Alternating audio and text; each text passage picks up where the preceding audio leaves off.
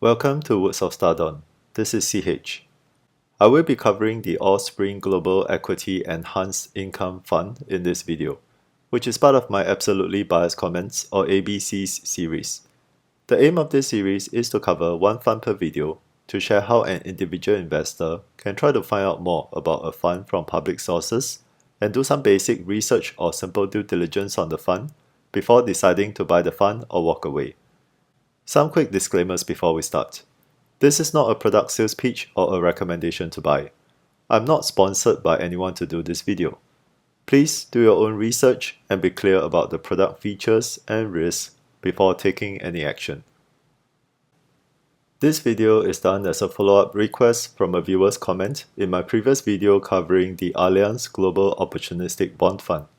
If you would like me to cover any funds or ETFs, do drop me a comment in any of my videos, and I'll be happy to work on it as long as I can find enough information on the product. Allspring was originally established in 1995 as the asset management unit of Wells Fargo, a leading US financial institution. Wells Fargo sold the asset management unit to private equity firms GTCR and Reverence Capital Partners in 2021, which was then rebranded to Allspring Global Investments. Allspring today manages about $629 billion of assets, with about two-thirds in fixed income and money market solutions. This translates to 138 investment strategies offered to the full spectrum of client types globally. The Allspring Global Equity Enhanced Income Fund is a sub-fund under the Allspring Lux Worldwide Fund family. The fund family is set up as a Luxembourg SICAV structure and is UCITS qualified. The fund is registered as a MAS recognized scheme, which means it is suitable for retail investors. The Allspring Global Equity Enhanced Income Fund indicates 5 co-portfolio managers, and Megan and Y are additionally the Head of Options Solutions and Head of Systematic Research respectively. Allspring provides a person-specific webpage that lists the bios as well as the strategies and products covered by the person, which is good. It also has a team-specific webpage that talks about the investment philosophy and process so that investors can also better understand what are the strengths and capabilities of the teams. I think Allspring has done this really well in terms of content and format, and hopefully we can see more fund providers do the same. In the case of this fund, the co-managers are actually from different teams. Petros and Y are from the Multi-Asset Solutions team. Petros has over 25 years of experience and had worked in various business segments within Wells Fargo previously. Y, on the other hand, has nearly 30 years of experience and previously worked with multiple fund providers. The Multi-Asset Solutions team focuses more on using proprietary quantitative risk-based portfolio construction techniques with a focus on downside risk management. These seem to be capabilities applicable across most investment solutions, so I suppose the members of this team actively contribute to funds led by other teams. Justin and Vince are from the Systematic Core Equity team. Justin also has over 25 years of experience, while Vince is the most senior with over 37 years of experience.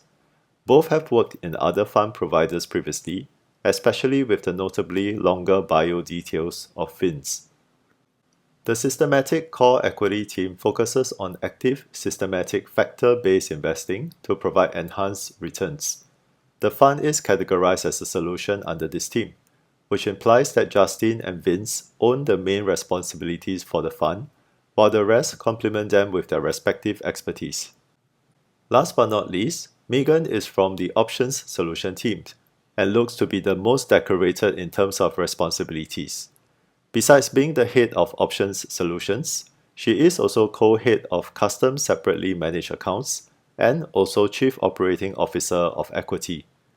Since Megan and her team is involved in this fund, we can gather that there is probably active usage of options in the fund strategy as a returns generator, which we will take a look in a while. Coming back to the managers list, We can therefore see that Allspring seems to adopt an approach that uses the collective wisdom of different teams to best manage their solutions. This is an interesting approach not commonly seen, as most fund providers tend to have independent teams dedicated to run their own investment products. The Allspring Global Equity Enhanced Income Fund provides quite a lot of information on its investment strategy and process in its webpage and fact sheet. Although with different fonts and text sizes, it gets a bit confusing for investors to figure out the important stuff. Here is a screenshot of the fund webpage contents. The larger text tells us that the fund's objective is to provide high income, presumably through high distribution payout share classes, and capital growth. The investment scope is global equities. The paragraph on the right discloses that the fund invests via the normal long exposure in the markets, as well as using an actively managed options overlay to generate additional income. This is where the options solutions team come in. The smaller text gives some additional details of the fund. Here, it is stated the fund has a share class with 6% target payout yield of monthly frequency. It is also mentioned the fund strategy considers and balances factor, region, and sector exposures, leading to a high conviction portfolio of around 60 to 80 stocks.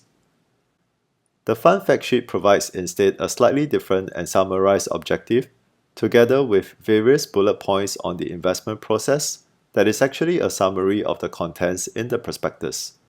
Therefore, from the fund fact sheet, we can get most of the investment strategy information without having to look at the prospectus. Here it is stated that the fund will invest at least 90% in dividend-paying stocks. So we know having dividends, regardless high and low, is a stock selection criteria. There is also a specified requirement to invest in at least 5 countries, given this is a global equity strategy. In particular with US, there is an additional requirement to keep the US allocation within 10% relative to the benchmark allocation. The benchmark of the fund is MSCI All Country World Index, or MSCI ACWI, and the US allocation in the index is currently about 65%. So this means the fund's US allocation needs to be within the range of 55% to 75%. Besides this restriction, the prospectus does state that the fund can deviate significantly from the benchmark. There is also some elaboration on the investment process available. Here, it states the fund has a proprietary fundamental investment process, and we can see there are actually 2 different types of stocks that the fund looks for.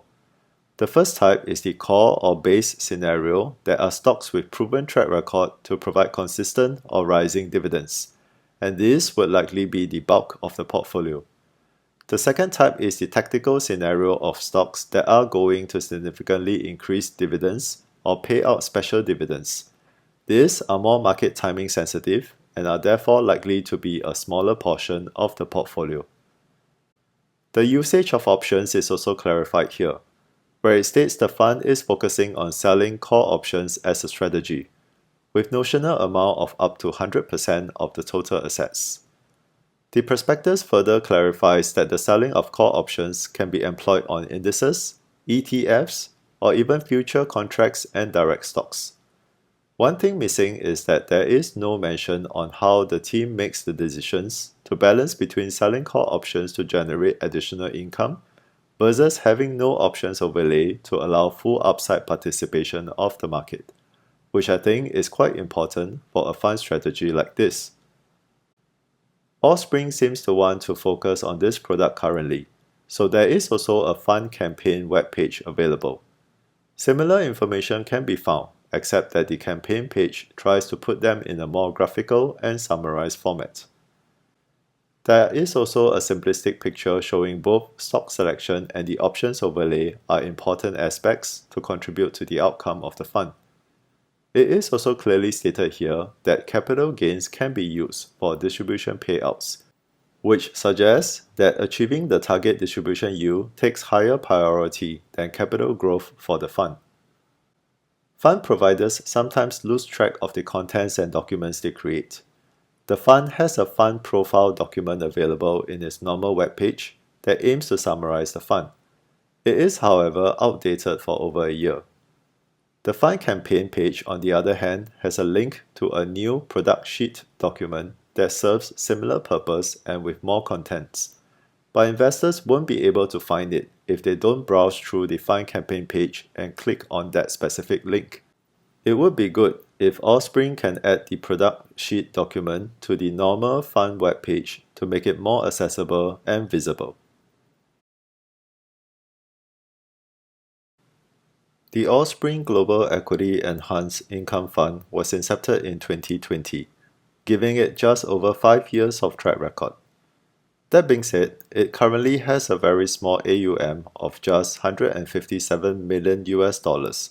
That looks too little for a 5-year-old product from a global fund provider. I suppose Allspring did not actively market this fund until only recently.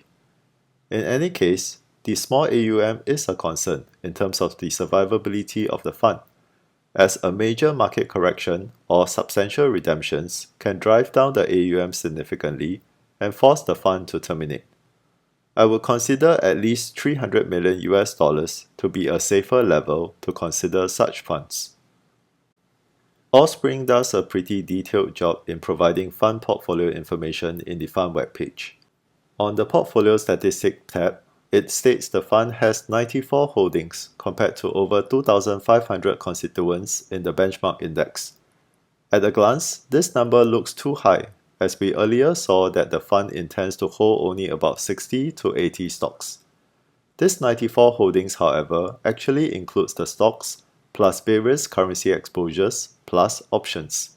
So the actual direct stocks held in the fund is only around 70. I think Allspring should put a small disclaimer or clarification in this tab to avoid confusion. We also see the fund is primarily a large cap value focused portfolio, which is expected since the fund invests mostly in dividend paying stocks, and there would be more of this in value style names. Allspring also nicely includes benchmark data in the sector, geographic, and currency allocation tabs, so it is easy for investors to refer and compare the data. Sector allocation wise, given the value tilt and dividend focus, we can see the fund has relatively higher allocations in energy, financials, real estate, and utilities. The surprising one is the overweight in technology sector that would normally be associated with growth instead of value style. So investors actually won't miss out much technology exposures by getting into this fund. Geographic allocation wise, there are some small differences in the country exposures between the fund and the benchmark, but nothing glaringly different. US exposure still has over 60%, while the rest are scattered across various leading economies. Most equity funds do not bother providing currency exposures, but it is nice for Allspring to provide for its funds as seen here. Global equity funds tend not to hedge underlying currency exposures, but it is mentioned in the prospectus that this fund does hedge all currencies to the base currency, which is US dollars. The fund can hold small amounts of non-US dollar currencies though, mainly for hedging purposes on the dividend income. The data shown here are the currency exposures before hedging. Last but not least, the Holding tab shows the top 10 holdings with a colorful pie chart that is not too useful. If we put the top 10 constituents of the benchmark MSCI ACWI at the side, we can see that the fund has most of these names in the top 10 as well. What is useful is a small button at the bottom that says View All Holdings. Clicking on that link brings us to a separate web page that contains all the holdings in the portfolio, including the direct stocks positions, the residual currency positions, and also all the derivatives that are mainly call options on various market indices. These data are also downloadable into a CSV file for investors who would like to do some additional analysis on the holdings. The currency positions would be the residual result of the currency hedging process in the fund. Hence, it is different from the currency allocation chart earlier. The fund fact sheet provides some additional portfolio statistics and market cap breakdown. While we earlier saw that the fund is primarily a large cap value style portfolio, we can see here it actually has over 20% in small and mid cap exposures. So the fund does try to look for opportunities beyond large cap names. For a global equity product offered to retail investors, the Allspring Global Equity Enhanced Income Fund has very few share classes available, compared to most other similar products in the market. The retail share class is A, and currently is available in accumulation and distribution US dollars, as well as distribution Sing dollars hedged.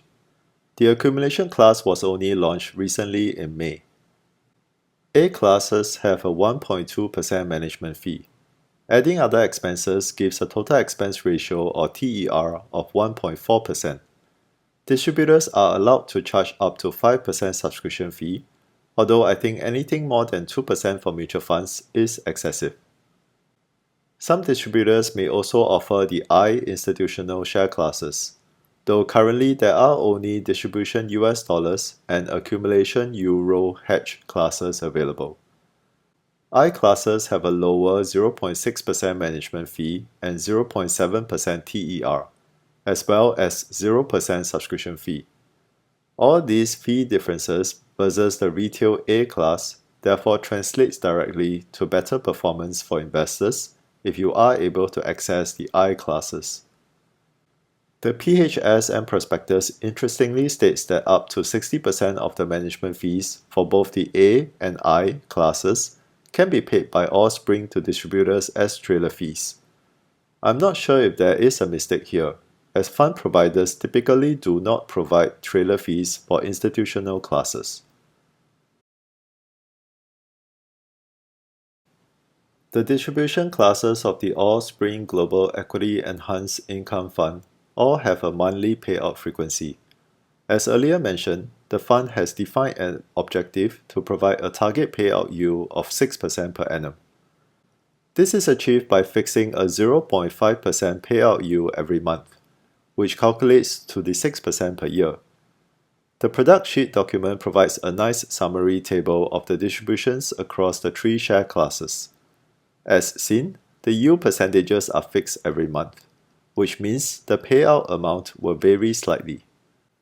Now, since global equities using MSCI ACWI or MSCI World Indices as a reference can deliver over 8% per annum in the long run, it is possible for the fund to maintain a 6% payout yield over time, as long as the total return of the fund doesn't deviate too much from the global equity indices.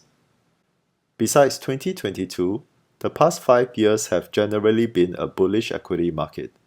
Returns for the fund have therefore been good, and so even with a 6% distribution payout, there is still decent capital or NAV growth in this time period, as seen in this chart comparing NAV and total return.